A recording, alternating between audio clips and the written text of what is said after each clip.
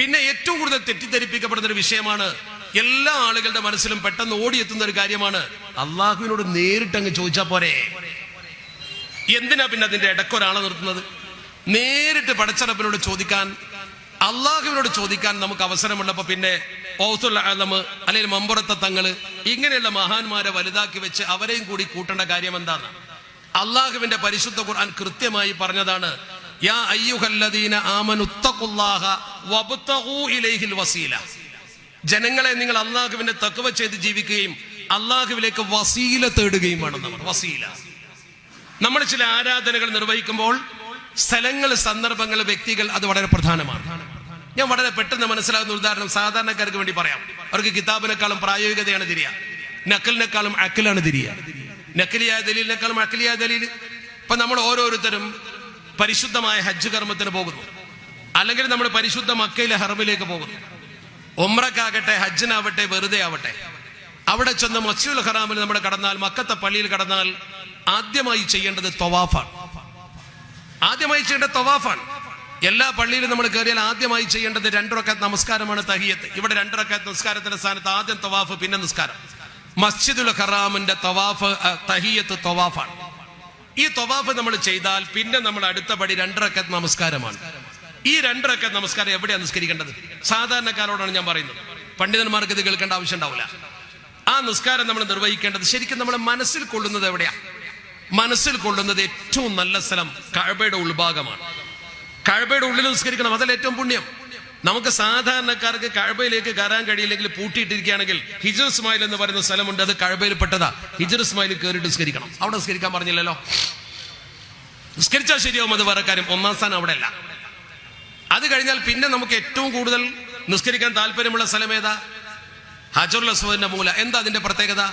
അവിടെ വെച്ചിട്ട് നമ്മൾ ദുആ ചെയ്ത് വലല്ലാലീൻ എന്നൊക്കെ പറഞ്ഞ് ദ്വാരക്കുമ്പോൾ ആമീൻ പറയില്ല. ആരാ ആമീൻ പറയാ? നമ്മളല്ല. ഉക്കില ബിഹി 70 മലക്ക.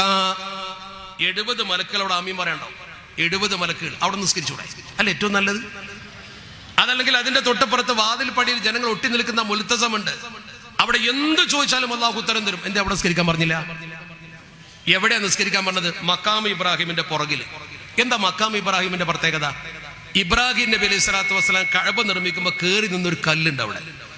ആ കല്ല് ഒരു പ്രത്യേക കൂട്ടിൽ അവിടെ സൂക്ഷിച്ചിട്ടുണ്ട്. ആ കല്ലിന്മേൽ ഇബ്രാഹിം നബി തങ്ങളുടെ കാൽപാദത്തിന്റെ പതിഞ്ഞ അടയാളമുണ്ട്.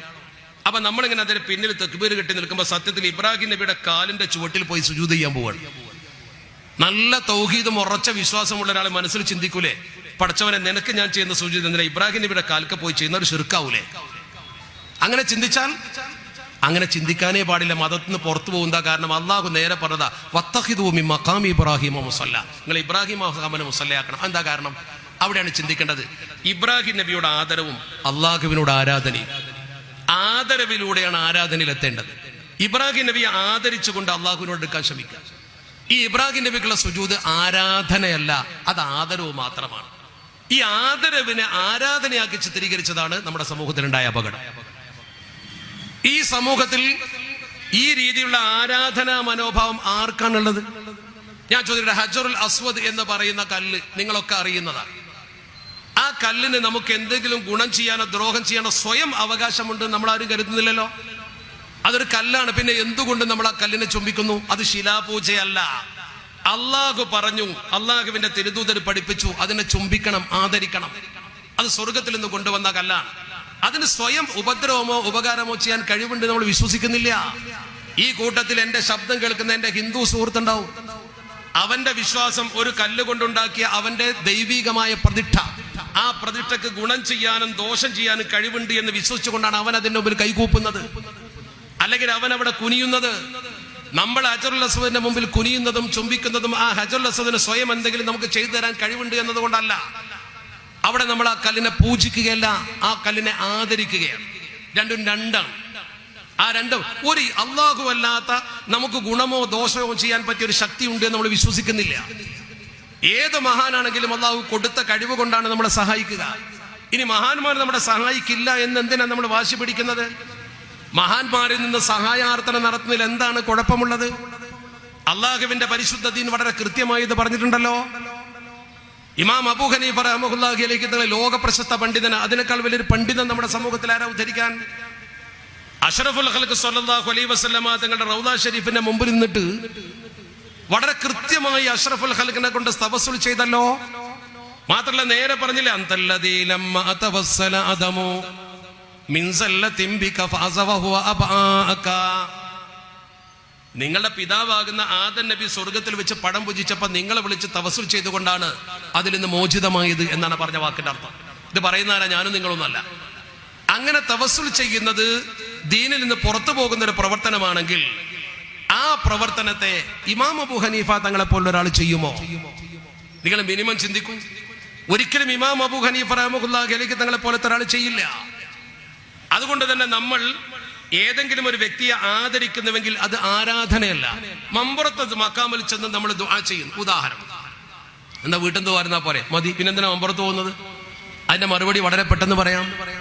നമ്മളൊക്കെ പരിശുദ്ധ ഹജ്ജിന്റെ കാലമായതുകൊണ്ട് എല്ലാവർക്കും ഓർമ്മയുണ്ടാവും. ഇപ്പോൾ നമ്മളൊക്കെ പരിശുദ്ധ അറഫയിൽ പോയിട്ട് ദുആ ചെയ്യും. എന്താ അറഫയുടെ പ്രത്യേകത? പരിശുദ്ധ മക്കയിൽ ചെന്ന് ഹജ്ജ് ചെയ്യുമ്പോൾ 15 സ്ഥലത്ത് ഉത്തരം കിട്ടുമെന്നാണ് കിതാബിൽ പറഞ്ഞത്. 15 സ്ഥലത്ത്. ആ 15 സ്ഥലങ്ങളിൽ 14 ഹറമിന്റെ അകത്താണ്. ഹറം എന്ന് പറഞ്ഞാൽ ഹറം ബൗണ്ടറിക്കകത്ത്, മസ്ജിദുൽ ഹറാമല്ല, ഹറമിന്റെ പരിധിക്കുള്ളിൽ. അതിൽ മിന ഹറമാണ്, മുസ്ദലിഫ ഹറമാണ്, ഒക്കെ ഹറമാണ്. അസീസിയ ഈ ഹാജിമാര് താമസിക്കുന്ന സ്ഥലമൊക്കെ ഹറമാണ്. പക്ഷെ അറഫ ഹറമല്ല. ഹറമിൽ എല്ലാറ്റിനും 1 ലക്ഷം കൂലി. ഹറമിന്റെ പുറത്തുള്ള ഹറമല്ലാത്ത അറഫയിലെ പ്രാർത്ഥനക്കാ വലിയ പ്രത്യേകത. അൽ ഹജ്ജു അറഫ. എന്താ? എന്തേ ഹറമ് പോലുമല്ലാത്ത അറഫയുടെ പ്രാർത്ഥനയ്ക്ക് ഇത്ര ഉത്തരം കിട്ടാൻ കാരണം? മണ്ണിന്റെ പ്രത്യേകതയാണോ? മണ്ണിന്റെ പ്രത്യേകതയാണെങ്കിൽ ഉംറക്ക് പോകുന്ന ഒരാളും അറഫയിൽ പോയി കൂട്ടുപ്രാർത്ഥന നടത്താറില്ലല്ലോ. സൗദിയിൽ ജോലി ചെയ്യുന്ന ഒരാളും അറഫയിൽ പോയി ദ്വാരക്കാറില്ലല്ലോ. എന്താ ദ്വാരക്കാത്തത്? ആ മണ്ണിന്റെ പ്രത്യേകതയാണെങ്കിൽ ഇപ്പൊ പോയി ദ്വാരന്നാ പോരെ. ഇനി ദിവസത്തിന്റെ പ്രത്യേകതയാണോ? ആണെങ്കിൽ ദുൽഹജ്ജ് 9 ഇവിടെയും വരുമല്ലോ. ദുൽഹജ്ജ് 9 നമ്മളൊക്കെ നോമ്പ് നോൽക്കും. അവര് നോമ്പ് കൂടി നോക്കൂല. ഹാജിമാര് നോമ്പ് നോക്കണ്ട. നോമ്പ് നോറ്റ് നമ്മൾ ദ്വാരന്നാൽ അവിടുത്തെ ഉത്തരം കിട്ടുമോ? ഇനി സമയത്തിന്റെ പ്രത്യേകതയാണോ? ലോഹറിന്റെ ശേഷം, എല്ലാ ദിവസവും ലോഹറിന്റെ ശേഷം ഇവിടെ സമയമുണ്ടല്ലോ. ദുൽഹജ്ജ് 9 ലോഹറിന്റെ ശേഷവും നമ്മൾ ഇവിടെ ഉണ്ടല്ലോ. പിന്നെ എന്താ പ്രത്യേകത? ഇത് 3 കൂടി കൂടുമ്പോൾ ഒരു പ്രത്യേകത ഉണ്ട്. അതെന്താ? ഇതൊരു അനൗൺസ്മെന്റ് ആണ് അള്ളാഹുവിന്റെ ദീനിന്റെ. കൊല്ലത്തിൽ ഒരു ദിവസം, ഒരു സമയം, ഒരു സ്ഥലം. പരിശുദ്ധമായ അറഫ പുണ്യഭൂമിയിൽ ദുൽഹജ്ജ് 9 ലോഹർ ബാങ്ക് വിളിച്ചിട്ട് അത് ആ ദുആക്ക് വേണ്ടി ലോകത്തെ സകല സ്വാലിഹ്യങ്ങൾ ഒരുമിച്ച് കൂടും. ഒരുപാട് നല്ല മനുഷ്യന്മാർ ഒരുമിച്ച് കൂടുന്നു എന്നതുകൊണ്ട് മോശപ്പെട്ട ആളുകൾക്ക് പോലും നല്ലവരുടെ പ്രാർത്ഥനയിൽ ഉൾപ്പെടുത്തിക്കൊണ്ട് അള്ളാഹു ഉത്തരം നൽകുന്ന, നല്ലതിന്റെ കൂടെ മോശപ്പെട്ടവർ ചേർന്നപ്പോൾ അവർക്ക് ഉത്തരം കിട്ടിയെന്ന. അതാണ് അതിന്റെ പ്രത്യേകത. എല്ലാ നല്ല മനുഷ്യന്മാരും ഒരേ ലക്ഷ്യത്തിന് വേണ്ടി ഒരുമിച്ച് കൂടുന്നത് കൊണ്ട്. അപ്പോൾ നല്ല മനുഷ്യരുടെ സാന്നിധ്യത്തിൽ, നല്ല മനുഷ്യരുടെ കേന്ദ്രത്തിൽ പോയി ദുആ ചെയ്താൽ, മമ്പറത്തങ്ങൾ സ്വാലിഹായ മനുഷ്യനായിരുന്നു, ആ കാര്യത്തിൽ ആർക്കും തർക്കമില്ല. മഹാന്റെ മക്ബറയിൽ പോയി അദ്ദേഹത്തെ മുൻനിർത്തി ദുആ ചെയ്യുമ്പോൾ അദ്ദേഹത്തിൽ നിന്നുള്ളൊരു ഗുണം അള്ളാഹു വഴി നമുക്ക് കിട്ടും. അദ്ദേഹത്തിന് ആ കഴിവ് കൊടുത്ത് പടച്ച റബ്ബാണെന്ന് വിശ്വസിച്ചാൽ ഒരു കുഴപ്പമില്ല. അല്ലാതെ മമ്പറത്തെ തങ്ങളെ പൂജിക്കുകയല്ല, മമ്പറത്തെ തങ്ങളോട് പ്രാർത്ഥിക്കുകയല്ല. അവിടെ സുജൂദ് ചെയ്യാനോ അവിടെ പൂവിട്ട് പൂജിക്കാനോ നമുക്ക് അനുമതിയില്ല. നമ്മൾ ചെയ്യുന്ന പ്രവർത്തനം ആരാധനയല്ല, ആദരവ. ആദരവ് നിലനിർത്തിക്കൊണ്ട് പടച്ച റബ്ബിനോട് പ്രാർത്ഥിക്കാൻ. അല്ലെങ്കിൽ പിന്നെ അറഫയിലേക്ക് പോണോ? ഈ ഒരു തത്വശാസ്ത്രം മനസ്സിലാക്കി കഴിഞ്ഞാൽ വിഷയത്തിന്റെ എല്ലാ പ്രശ്നങ്ങളും തീരുമല്ലോ. മഹാന്മാരെ സിയാറത്ത് ചെയ്യുക, ഖബർ സിയാറത്ത് ചെയ്യുക. മഖ്ദൂം തന്റെ പിതൃവ്യന്റെ ഖബർ സിയാറത്ത് ചെയ്തത് കൊണ്ടല്ലേ മഖ്ദൂമിന്റെ ആ സിയാറത്ത് കണ്ടിട്ട് ജനങ്ങൾ പൊന്നാനിലെ പള്ളിക്ക് സിയാറത്ത് പള്ളി എന്ന് പേരിട്ടത്. പൊന്നാനിലെ പള്ളിക്ക് ഒരു പള്ളിക്ക് പേര് സിയാറത്ത് പള്ളി എന്നാണ്. അപ്പോൾ ഖബർ സിയാറത്ത് തെറ്റായിരുന്നുവെങ്കിൽ പൊന്നാനിലെ മഖ്ദൂം അവിടെ പോയി സിയാറത്ത് ചെയ്യുമോ? നിങ്ങൾ ചിന്തിക്കും. ഞാൻ പറഞ്ഞു വരുന്നത് ആരെയും ആക്ഷേപിക്കാനോ എതിർക്കാനോ ഒന്നിനുമല്ല, മറിച്ച് നമ്മൾ മനസ്സിലാക്കേണ്ട അടിസ്ഥാനപരമായ വസ്തുത, ഈ തെറ്റിദ്ധാരണകൾ പ്രചരിക്കുമ്പോൾ അതിന്റെ നേരായ വശം എന്താണ് എന്ന് നമ്മൾ മനസ്സിലാക്കണം. ആ വശം മനസ്സിലാക്കുമ്പോൾ സ്വാഭാവികമായും ഈ തെറ്റിദ്ധാരണകളൊക്കെ തീരും. അതിനാണ് നമ്മൾ ചെയ്യേണ്ടത്. നമ്മൾ മക്ബറകൾ കെട്ടിപ്പൊക്കുന്ന പല സ്ഥലത്തും എന്തിന്? ഖബർ പൂജയാണോ? അല്ല. അൽ കഹ്ഫ് സൂറ ഓതി നോക്കൂ നിങ്ങൾ. അൽ കഹ്ഫിൽ 7 യുവാക്കളെ കുറിച്ച് പറയുന്നുണ്ട്. ആ 7 യുവാക്കളെ ഒരു പ്രത്യേക സാഹചര്യത്തിൽ പോയി കാണുന്നു, അവർ മരണപ്പെടുന്നു. അവരിൽ ഒരാൾ 300 കൊല്ലം കഴിഞ്ഞ് ജീവിച്ച അവസാനം ഭക്ഷണം വാങ്ങാൻ വേണ്ടി കടയിലെത്തുമ്പോൾ 300 കൊല്ലം പഴക്കമുള്ള നാണയം കണ്ട് തിരിച്ചറിഞ്ഞ് പിന്നാലെ പോയി ബാക്കിയുള്ളവർ ഉണർന്നിരിക്കുന്നത് കണ്ട് ഉറങ്ങിക്കിടന്ന ആളുകൾ ഉണർന്ന ചരിത്രം നിങ്ങൾക്കറിയാം. ഞാൻ വിശദീകരിക്കുന്നില്ല. ആ സന്ദർഭത്തിൽ അവിടെ ഒരു വാചകമുണ്ട്. ഖുർആൻ പറഞ്ഞു, വഖാലല്ലദീന ഗലബു അലാ അംരിഹിം ലനത്തഖിദന്ന അലൈഹിം മസ്ജിദാ. അങ്ങനെ തന്നെയാണ് ഖുർആൻ പറയുന്നത്. വഖാലല്ലദീന ഗലബു അലാ അംരിഹിം, കാര്യബോധമുള്ള ആളുകൾ പറഞ്ഞു, ലനത്തഖിദന്ന അലൈഹിം മസ്ജിദാ, നമുക്ക് ഇവിടെ ഒരു പള്ളി ഉണ്ടാക്കാം. എവിടെ? അൽ-കഹ്ഫിന്റെ ഗുഹാമുഖത്ത് ഒരു പള്ളി ഉണ്ടാക്കാം. എന്തിന്? അതിനെക്കുറിച്ച് തഫ്സീറിൽ മഹാപണ്ഡിതന്മാർ പറഞ്ഞു, യുസല്ലി ഫീഹിൽ മുസ്ലിമൂൻ, മുസ്ലിമീങ്ങൾക്ക് നിസ്കരിക്കാൻ അൽ-കഹ്ഫിന്റെ ഗുഹാമുഖത്ത് തന്നെ പള്ളി വേണം. ദുനിയാവിൽ എത്ര സ്ഥലമുണ്ട്? പിന്നെ എന്താണ് അതിന്റെ അർത്ഥം? അവിടെ തന്നെ പറഞ്ഞു വയതബറകൂന ബിമകാനിഹിം, ആ സ്ഥലത്തിന്റെ ബർക്കത്ത് എടുക്കാൻ. അപ്പോൾ ബർക്കത്തിന്റെ ഒരു സംഗതി ഉണ്ട്, ആ സ്ഥലത്തിനൊരു ബർക്കത്തുണ്ട്. മഹാന്മാർ മരിച്ചു കിടക്കുന്ന സ്ഥലം, മഹാന്മാർ ഉപയോഗിച്ച വസ്തുക്കൾ, അതിനൊക്കെ ഒരു ബർക്കത്തുണ്ട്. ആ ബർക്കത്ത് എന്ന് പറയുന്നത് കൃത്യമായി രേഖപ്പെടുത്തപ്പെട്ടതല്ലേ. അബൂ ഹുറൈറ റളിയല്ലാഹു തആല അള്ളാഹുവിന്റെ പരിശുദ്ധ പ്രവാചകരെ നിഴല് പോലെ പിന്തുടരുന്നൊരു മഹാനാ. ആ മഹാൻ ഒരിക്കൽ നബി തങ്ങളോട് വന്നുകൊണ്ട് ഒരുപാട് ഹദീസ് ഞാൻ കേൾക്കുന്നുണ്ട്, ഒക്കെ ഞാൻ പഠിക്കുന്നുണ്ട്, പക്ഷെ പെട്ടെന്ന് മറന്നു പോകുന്നു. ഞാൻ എന്താ ചെയ്യേണ്ടത്? എനിക്ക് മറവി വർദ്ധിക്കുന്നു. പരിശുദ്ധ പ്രവാചകർ പറഞ്ഞ വാക്കെന്താ ഹദീസിലുള്ളത്? ഉബ്സുത്ത് റിദാഅക, നിന്റെ മുണ്ടൊന്ന് വിരിക്കും. മറതിക്കുള്ള ചികിത്സയാണ് കൊടുക്കുന്നത്. സ്വഹീഹായ ഹദീസാ, ഒരാൾക്കും നിഷേധിക്കാൻ കഴിയില്ല. മുണ്ടൊന്ന് വിരിക്ക്. പരിശുദ്ധ പ്രവാചകർ ആ മുണ്ട് വിരിക്കാൻ പറഞ്ഞപ്പോൾ അബൂ ഹുറൈറ തങ്ങൾ മുണ്ട് വിരിച്ചു. മുണ്ടിങ്ങനെ വിരിച്ചു പിടിച്ചു കൊടുത്തു, നിർത്തി പിടിച്ചു കൊടുത്തു. എന്താ ചെയ്തത്? ഹദീസിൽ പറയുന്നു ഫഖദഫ ബിയദിഹി ശരീഫതി മിനൽ ഹവാഇ ഫിർരിദായി, ഷറഫാക്കപ്പെട്ട നബി തങ്ങളുടെ കരതലത്തിൽ ഇങ്ങനെ വാരിയിട്ട് എന്തോ അങ്ങോട്ട് വായുവിൽ നിന്ന് ഇങ്ങനെ ആവാഹിച്ചിട്ട് ഇങ്ങനെ കിട്ടുകൊടുത്തു. എന്താന്ന് അവർക്ക് അറിയില്ല, ആരും കണ്ടിട്ടില്ല. ലൊമ്മവ് കൂട്ടിപ്പിടിച്ചോന്നാണ് കൂട്ടിപ്പിടിച്ചു. ഫമാ നസീതു ഷൈഅൻ ബഅദഹു, അതിനുശേഷം എനിക്ക് മറവി ഉണ്ടായിട്ടില്ല. എന്താ ഈ ചെയ്തത്? എന്താണ് ഈ ചെയ്തത്? ചോദിച്ചു നോക്ക് നിങ്ങൾ. ഇത് അള്ളാഹുവിന്റെ പരിശുദ്ധ തിരുത്തൂതർ ചെയ്ത പ്രവർത്തനമല്ലേ? ഇത് അന്ധവിശ്വാസമാണ് എന്ന് നമുക്ക് പറയാൻ പോലും കഴിയാത്ത വിധം ഹദീസിന്റെ കിതാബിൽ കൃത്യമായി രേഖപ്പെടുത്തി വെച്ചതാണ്. പിന്നെ വിളികളെല്ലാം പ്രാർത്ഥനയല്ലല്ലോ. ഒരാളെ നമ്മൾ വിളിച്ചു എന്ന് കരുതി എങ്ങനെ പ്രാർത്ഥനയാവുക? ആരാധനയുടെ ഉദ്ദേശത്തോടു കൂടി വിളിച്ചാൽ പ്രാർത്ഥനയാവും. എന്ന് പറഞ്ഞാൽ ആ വ്യക്തിക്ക് എന്നെ രക്ഷിക്കാനും ശിക്ഷിക്കാനും സ്വയം കഴിവുണ്ട് എന്ന് വിശ്വസിച്ചുകൊണ്ട് വിളിച്ചാൽ ലാ തദഉ മഅല്ലാഹി ഇലാഹൻ ആഖർ, അല്ലാഹുവിനല്ലാതെ ഒരു ഇലാഹിനെ വിളിക്കാൻ പറ്റൂല. ആ വിളിച്ചാൽ തെറ്റാ, നമ്മൾ അംഗീകരിക്കുന്നുണ്ട്. നേരെ മറിച്ച് നമ്മൾ മമ്പുറത്തങ്ങളെ എന്ന് വിളിക്കുമ്പോൾ അതിന്റെ അർത്ഥം എന്താണ്? മമ്പുറത്തങ്ങളെ പടച്ചോനാന്ന് ഏതെങ്കിലും ഒരു മനുഷ്യന്റെ മനസ്സിൽ വിശ്വാസം ഉണ്ടോ? മമ്പുറത്തങ്ങളെ എന്ന് വിളിച്ചാൽ ദീനിന്ന് പുറത്ത്, എന്നാ ചെറുപ്പത്തിലേ ദീനിന്ന് പുറത്ത് പോയിട്ടുണ്ട്. എന്താ കാരണം? വീണപ്പോഴൊക്കെ ഞാൻ വിളിച്ചത് എൻ്റെ അമ്മയെന്നാ. പടച്ചോനല്ലേ വിളിക്കണ്ടേ? അപ്പൊ നമ്മൾ മനസ്സിലാക്കേണ്ട ഏറ്റവും പ്രധാനപ്പെട്ട കാര്യം എന്താ? അവിടെ നമ്മൾ വിളിക്കുന്നത് ഉമ്മ ദൈവമാണെന്നോ മമ്പുറത്തങ്ങൾ ദൈവമാണെന്നോ വിശ്വസിച്ചുകൊണ്ടല്ല, മറിച്ച് നമ്മൾ ആ വിളിക്കുന്നത് ഒരു ആദരവിന്റെ, അള്ളാഹു കൊടുത്ത കഴിവ് കൊണ്ട് ആ മഹാന് നമ്മളെ ശരിക്ക് സംരക്ഷിക്കാൻ കഴിയുമെന്ന ഒരു ബോധത്തിൽ നിന്ന് ഉത്ഭൂതമായതാ.